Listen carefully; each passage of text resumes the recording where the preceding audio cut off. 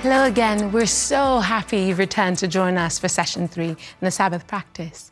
You are halfway through the 4-week journey of learning the ancient practice of stopping, resting, delighting, and worshiping that we call Sabbath.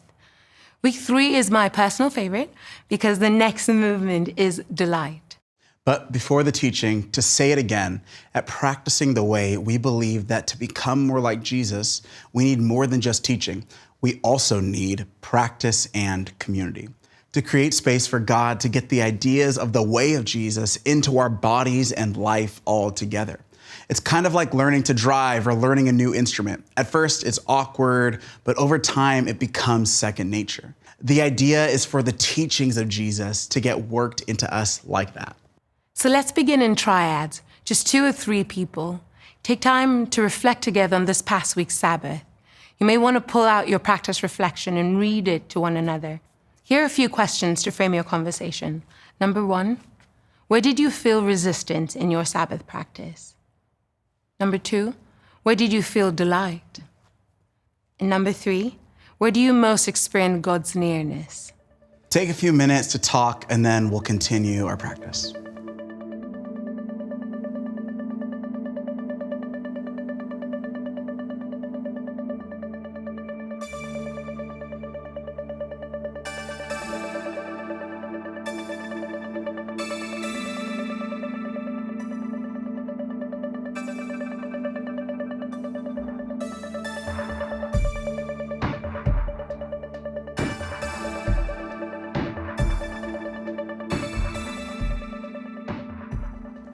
Because the world is full of ugly things, we need the Sabbath to feed our soul with beauty. So said the pastor Timothy Keller of New York City, and it's true. The world is full of ugliness, but it's also full of goodness. In the Genesis story, we read, God saw all that he had made, and it was very good. The Hebrew word translated good is tov, and it can also be translated beautiful. But all too often, the goodness and beauty of life with God in his world is eclipsed by what the New Testament writer Paul calls the kingdom of darkness, the fallout of a post-Eden world. Of course, this is significantly exacerbated by the digital age. Through the 24/7 news cycle, we are force-fed a steady diet of fear and rage. The news is biased not left or right, but down to the worst things in the world. And through social media, we are living in the epitome of Teddy Roosevelt's line about how comparison is the thief of joy. We are constantly exposed to a curated vision of another person's happiness. All we see is what they have, but we don't have. But even if we could travel back in time to a pre-digital, pre-24/7 news world, we would not find utopia. We would find a world without modern medicine or sanitation or steady food supply, where famine, plague, and war regularly tore through society, where life expectancy was decades lower than it is today, where it was normal to lose loved ones, especially children, or to be widowed and left bereft. Much of the world still is this way. My point is, the digital age distorts our vision of the world to make life look a lot worse than it actually is. But even if we could see the world accurately, it would still be full of ugly things. Jesus himself said, in this world, you will have trouble. Notice the verb, will have trouble. You see, trouble, and with it, sorrow, is inevitable in life. No matter your genetic wiring, if you have a sunny disposition and you're a glass half full kind of personality, or if you win the circumstance lotto and end up healthy, wealthy, and wise, still, you will have trouble. Time and chance happen to us all, as Ecclesiastes says. But sorrow is not the whole story in the human experience. Jesus also said, these things I have spoken to you, that my joy may be in you, and that your joy may be full. Other translations have that your joy may overflow.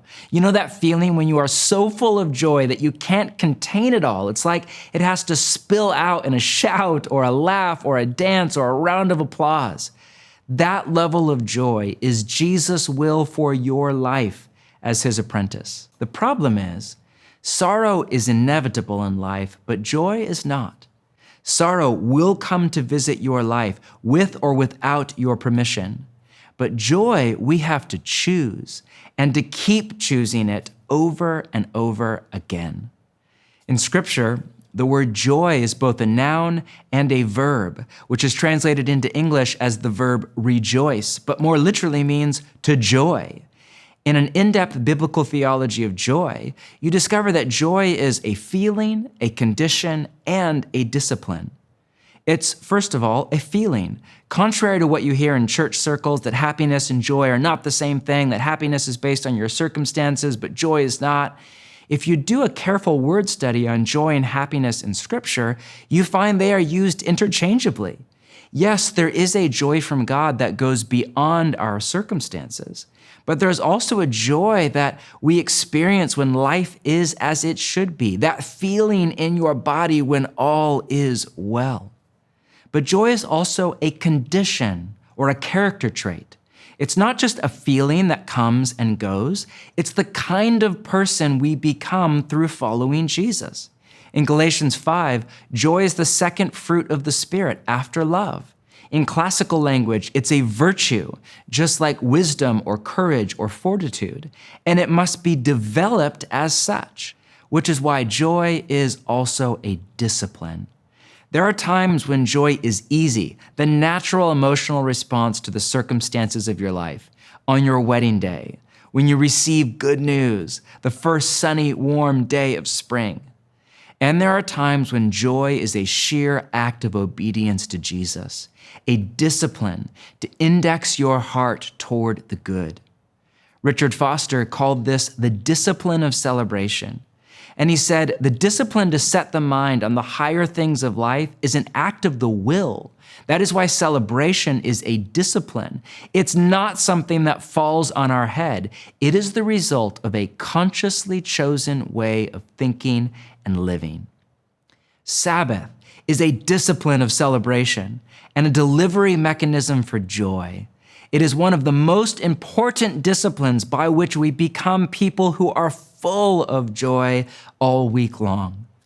To recap the last two sessions, the four movements of Sabbath are stop, rest, delight, and worship. The first two are more about what we don't do. The second two are more about what we do. Next up is delight. Take a look again with me at Genesis chapter 1 and 2. Read along. Genesis 1. God saw all that he had made, and it was very good. And there was evening, and there was morning the sixth day. Thus the heavens and the earth were completed in all their vast array. By the seventh day, God had finished the work he had been doing. So on the seventh day, he rested or Sabbathed from all his work. Then God blessed the seventh day and made it holy, because on it he Sabbathed from all the work of creating that he had done. As you know by now, the word translated rested is Shabbat in Hebrew, and while it literally means to stop or to rest, it also has this idea that God delighted in all of his work. The idea here behind the text isn't that God was burned out and needed a break. No, it's more like the feeling you get after a long, hard day of working in the yard, where you get it all cleaned up and beautiful, and then you call it a day, you take a shower, wipe the grime off, and you just sit down on your back deck and enjoy it. You just savor the work of your hands. Or that feeling when you complete a work project that was months long and you throw a party with your team to celebrate. Or if you're a caregiver, you finish a hard season with the person that you love, and you get to just breathe for a while and feel that happiness. That's the feeling of Sabbath. Notice also that God blessed the Sabbath day. The word there is barak in Hebrew. To barak can be translated to bless, but it can also be translated to make happy. The Sabbath is a happy day. An entire 24-hour time period set aside to follow God's example, to stop, rest, yes, and to delight in God's world, to let your mind focus on all that is very good in the earth, all that is tov, to curate a view of the world with special attention to the good, the beautiful, and the true. To delight in your life in God's world. It's so easy to lose sight of just how much goodness is all around us. Neuroscientists tell us the mind is drawn to the negative over the positive at a rate of something like 14-1. On the Sabbath, we mitigate against this survival instinct in our brain, and we remember, as the Sabbath command has it, just how many blessings populate our life. Finally, we delight in God Himself, in the access we have through Jesus' death and resurrection and the coming of the Spirit into the inner life of the Trinity. Via the practices, all of them, but especially the Sabbath, we get to participate in the flow of love and joy and peace between the Father and the Son and the Spirit, just by setting our life before God and lifting up our heart to Him in prayer. Many of us, to be honest, have yet to learn how to enjoy God. Believe in Him? Yes, check the box. Learn from Him? Okay, take notes. Fear Him? Obey Him even, but delight in Him? But the longer I follow Jesus, the more of my life I give to prayer and to Sabbath, the more I realize how incredibly good God is. He radiates joy from His inner person. And as we draw near to God, we draw near to all that our heart is aching for, full delight. Of course, few of us have the capacity for that level of delight. The psychologist Dan Allender, in his book on the Sabbath, which is our recommended reading, has this insight. The Sabbath is an invitation to enter delight. The Sabbath, when experienced as God intended, is the best day of our lives. Without question or thought, it is the best day of the week. It is the day we anticipate on Wednesday, Thursday, and Friday, and the day we remember on Sunday, Monday, and Tuesday.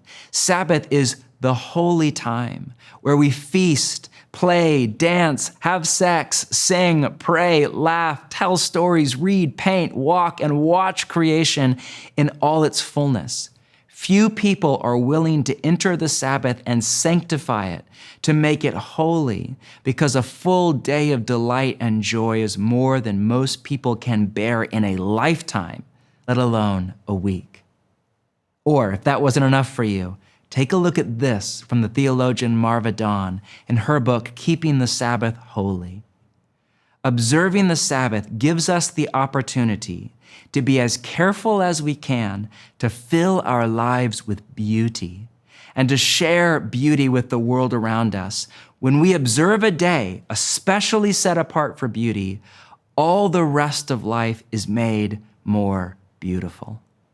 Is the picture coming into focus for you? Sabbath is not a dreary religious obligation, but a life-giving day of delight. Now, how do we practice Sabbath delight? This kind of joy is so against the flow, not only of our culture, but even against the neurobiological wiring of our own brain. Well, a few thoughts. First, we have to slow down. Hurry and joy are incompatible. To actually delight as God intended will demand that we slow down and savor the goodness of each moment. To be honest, this is very hard for me. By nature, I am always in a hurry. I'm type A, I'm impatient, I'm in a busy season of life, I have a family and teenagers and a career, but I am in the process of relearning from Jesus how to walk at a slower pace. Secondly, it will require us to put boundaries around our day. To enter Sabbath delight will require us to say no to some things in order to say yes to joy. Marva Dawn writes about how we don't know how to feast because we don't know how to fast, meaning we don't know how to savor each bite of food because a lot of us, and I'm guilty as charged here, overeat all week long. We don't know how to savor a good film because we binge watch TV every night. We don't know how to savor our closest relationships because we're overcommitted and overtired. Part of Sabbath is learning how to slow down the pace of our overall life, to live with moderation during the week in order to turn Sabbath into a celebration. But this will require boundaries during the week and on the Sabbath. A good beginning place for your Sabbath practice is to make 2 lists, a I will list and I will not list.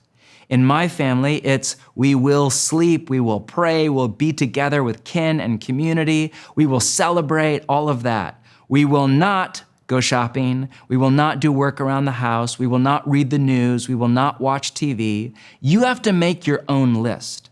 These rules are not burdens, but boundaries to guard and protect the Sabbath day from all that is ugly and sad and untrue, and to replace it with beauty and joy and life with God and one another. Finally, and most importantly, it will require you to give yourself to joy. Rabbi Reb Zellman recommends you begin the Sabbath by saying, "Today I am going to pamper my soul." For those of you new to Sabbath, a great question to ask yourself and to give shape to your practice as you're choosing those activities is just this: what could I do for a 24-hour period of time that would bring me deep, visceral joy in God? Psychologists have a great label for when you save up a bunch of your favorite experiences for a single moment or a day, such as your birthday or anniversary or a special vacation. They call it pleasure stacking. The Sabbath is a day for pleasure stacking. In our home, there are special foods that we only eat on the Sabbath. It's the night that we always have dessert. Our closest friends come over. I let myself read fiction and poetry during the day. We just pamper our soul. There are all sorts of traditional Sabbath activities that you can adopt to delight. Feasting is by far the most popular. Community, just to get with people you love. Family. Gratitude, which is a practice by which we focus on what we have, not on what we need or want. And as a result, we realize just how rich our life is. Play. You can make a strong case that Sabbath is a day for play. Making love to your spouse. In the Talmud, there's a command for every married couple to make love every single Friday night. Some of you are saying, I'm into the Sabbath. Nature, anything beautiful, from forest trails to flower petals, all of it is fodder to beautify your soul. And there's so much more. But one of the best ways to do this is through the Sabbath meal. In a traditional Jewish Sabbath, this is on Friday night. In a common Christian home, it's on a Sunday afternoon after church. Both are great. In my family, every Friday night, we do it on Fridays, we host a Sabbath meal. It's our family plus about half a dozen or more of our closest friends who are like kin to us. We all begin the Sabbath together. Christian and Yinka, who were just on before me, literally keep slippers in our coat closet. We start with a Sabbath box where we all put our phones and our devices and our wallets away. Then we take a minute in the quiet and we write out any of our anxieties, sorrows, or unfinished tasks from the week on little scraps of paper. And then we just kind of pray together and prayerfully put them away in the box as a way of saying, all right, I'm setting that aside for the Sabbath. Then we sit down at the table. We light the candles, remember and observe. We pour the wine. I bless my children. We look deep into each other's eyes and faces around the table and we bless one another. We read a psalm and then we just invite the Spirit of the living God to come and pastor us into rest. And then we feast. Oh my goodness, we eat so good. Every week, my wife makes the best homemade sourdough bread you have ever had in your life. As we eat, we go around the table and share our highlight of the week, just to curate joy. After the meal, we sit around the fire and we share this little practice called dayenu, which is a Hebrew word that roughly is translated as, it would have been enough, but. And we just all fill out that sentence. It would have been enough to have bread and water, but you gave us tonight's feast. Again, we're just trying to curate joy. There is inevitably dance music that comes on at some point, not because of me, but because I have teenagers. Or a guitar comes out and there's singing. It is a weekly celebration of goodness and beauty. Most weeks, that night, it's about 4, 5, or even more hours long. That Sabbath meal time is the highlight, not only of the Sabbath, but of the entire week. Something really good has to happen to beat out our Sabbath meal. Of course, the honest truth is, sadness will come, even on the Sabbath. And often on the Sabbath, we have space in the quiet to breathe, and in that space and that quiet, often feelings that we've been running away from all week long catch up to us. I call this the Sabbath sadness. The key is not to fight the Sabbath sadness or let it throw you off. Sabbath isn't working, I don't like this, but rather to accept it, to let it roll over you like a wave in the ocean. Jesus' desire for us is not to bypass our pain or to get stuck in it, but to go through it and in time come out the other side. This is the death and resurrection pattern laid down by Jesus himself. Delight is not a denial of pain. It is the determination to move through pain courageously and honestly and patiently and into joy.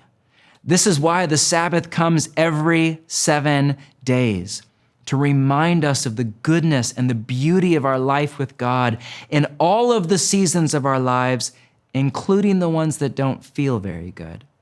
Unlike other practices or spiritual disciplines, the timing of the Sabbath is set by God himself, not by our own inner spiritual clock that tells us the need of the hour. I think I need to read scripture or pray right now. Sabbath comes at the end of a great week and at the end of a lousy one. When we finished all of our to-do list, I love that feeling, and when we are woefully behind. In summer and in winter, when we have more than enough, and in times of scarcity, when all is well and when our life is falling apart. And the Sabbath comes to remind us it's okay that we're not okay. In those seasons of the dark night where our prayers are unanswered, our dreams have been crushed, when we feel God's absence more than his presence, the Sabbath comes and with it a sense of peace and of trust in God despite our circumstances, not because of them, teaching us to delight and even to be happy in all the seasons of our lives, or as Paul said, to rejoice in the Lord always. And this is the invitation of Jesus, to come and find rest for your souls, to follow his 6-1 rhythm of work and rest. There is a time to work and sweat and fast and lament, and there is a time to stop and rest and feast and delight as an act of defiance against all that is evil. To end, let me read over you a promise of God from the prophet Isaiah. If you keep your feet from breaking the Sabbath, and from doing as you please on my holy day, if you call the Sabbath a delight and the Lord's holy day honorable, and if you honor it by not going your own way and not doing as you please or speaking idle words, then you will find joy in the Lord. And I will cause you to ride in triumph on the heights of the land and to feast on the inheritance of your father Jacob, for the mouth of the Lord has spoken.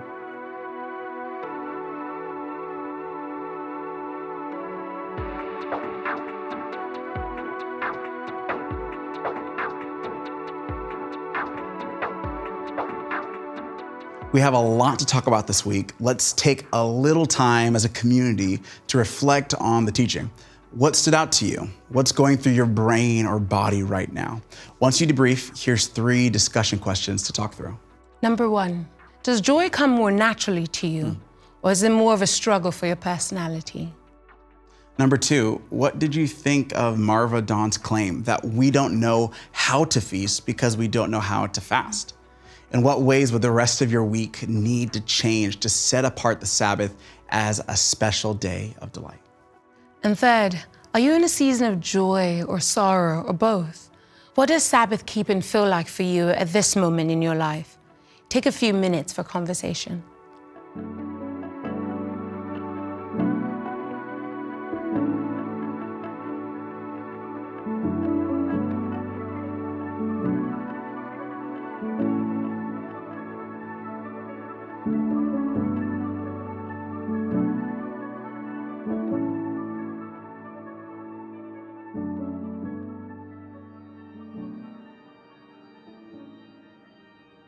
So my name is Jaron Oda, and my Sabbath rhythm usually looks like a Google Calendar indicator going off saying, bring the chips and guac, or bring a bottle of wine at around 5:30 p.m. on Friday. So I go ahead and I do that. I head over to this family's home who's become literally like a second Ohana to me. So I've been doing Sabbath with them for a couple years.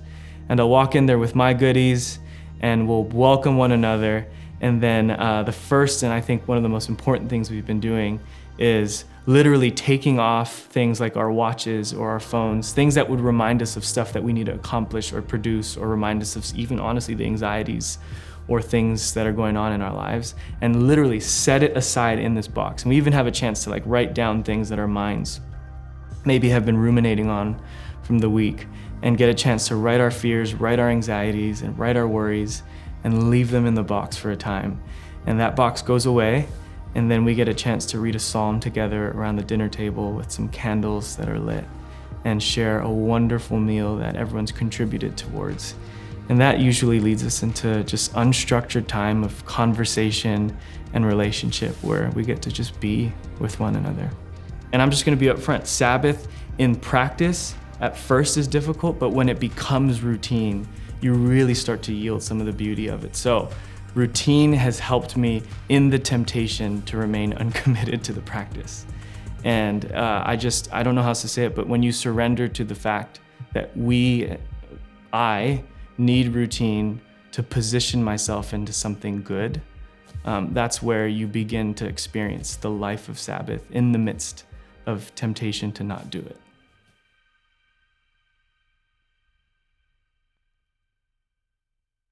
Now we're ready to continue our practice.